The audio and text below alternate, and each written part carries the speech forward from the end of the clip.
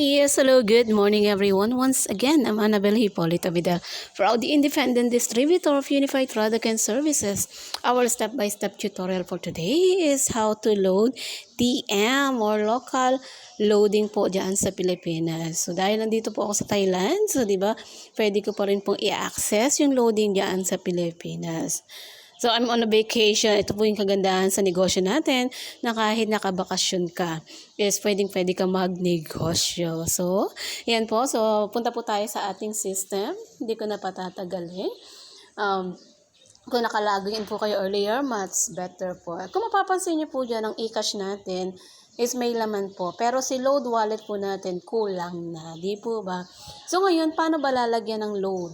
O lalagyan ng fund yung ating load wallet. So, tatlong linya po to the left side. Hanapin po natin si remittance. So, ito po sa remittance sa mga bago po, hindi nyo basta-basta ma-open yung remittance nyo kung hindi pa verified yung account. Sa mga hindi pa po verified yung account, so pwede po natin tanungin yung ating mga sponsor kung paano ma-verify yung account natin. Madali lang po ngayon kasi po mabilis na po yung ating customer support. So, dito po sa ating after kung na-send yung remittance send, so punta po tayo sa convert to load fund, to second one po. Then, ang tinatanong agad yan, magkano, and then transaction password. And then, kung mapapansin nyo po dyan, using your availability e-cash balance, you can convert to this universal load wallet using form below. So, ngayon po, dito po yung ating procedure, pero dahil nga may tutorial tayo, mas napapabilis kung paano tayo maglagay ng funds. So, lagyan lang po natin yung amount. Dahil may 18 pa ako doon, so gusto ko lang po, para makita nyo rin po kung magkano yung, magkano yung income every 100 na load. 100 lang po yung ilalagay ko, and then transaction for this account. So, syempre, dapat alam mo po.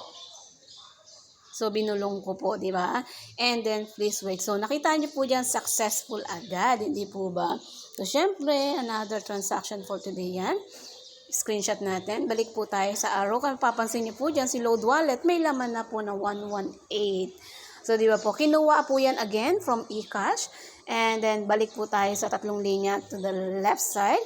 Punta naman po tayo ngayon kay loading. Loading yan sa e-loading po. E-loading po dyan dahil regular naman po. Pero syempre, pipiliin natin kung anong telco yung ating ilo-load. Dahil TM daw po ang ating ilo-load. So, TM po is under ng Globe. Kaya po, click po natin si Globe. And then, amount for this na ilo-load natin is 100 po.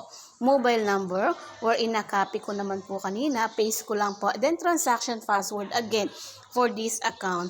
So, kung mapapansin nyo, lagi siyang may transaction before mag-push through. Then, yan. Then, submit po. Then, send 100 for that number. So, imagine ganun lang po kadali. So, loading successful agad po. Then, para mapakita ko po sa inyo kung magkano po ba ang ating income. So, kung nasa Pilipinas po tayo or even yung my friends here in Thailand, actually, yung nagpa-load po is from Hong Kong. So, pwede akong maningil, di ba po, ng extra. After 100, meron pa akong extra na pwedeng singilin. Okay po, is depende po yan sa inyo kung magkano yung sinisingil yung markup. Pero dito po, on top of our markup, meron pa tayong rebate na makukuha. So, makikita po natin yan sa reports, sa general reports. So, from general reports, from that time pa lang, ma'am, no, e-cash, pagpasa pa lang po sa e-cash to available fund, so, yun niload natin na 100, meron na agad tayong income na 2 peso doon. Di po ba doon?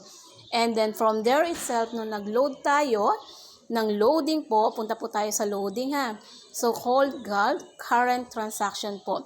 Kung mapapansin nyo po dyan, so today is May 14, di po ba? May 14, so from there, kanina, di ba, nung nag-load tayo ng 100, meron na tayo rebate na 2 pesos. Ngayon po, additional 1 peso and 0.14. So, meaning, sa 100 na niload natin sa ating client, meron na tayo income na 3.14. We're in. Nung naka-1,000 tayo, so 3.14 to 31 peso na po di agad yung ating income sa 1,000. Tapos may markup pa tayong pwedeng ilagay. Hindi po ba? So yun po yung kagandahan ng makikita nyo po dyan. Very transparent talaga yung income natin. So, di ba maganda po? And I hope ma-enjoy po natin yung kitaan. So sabi ko nga po, I'm on vacation pero kayang-kayang magkaroon ng extra as long as na may laman yung ating e-cash. And I hope may na-impart po akong learning today.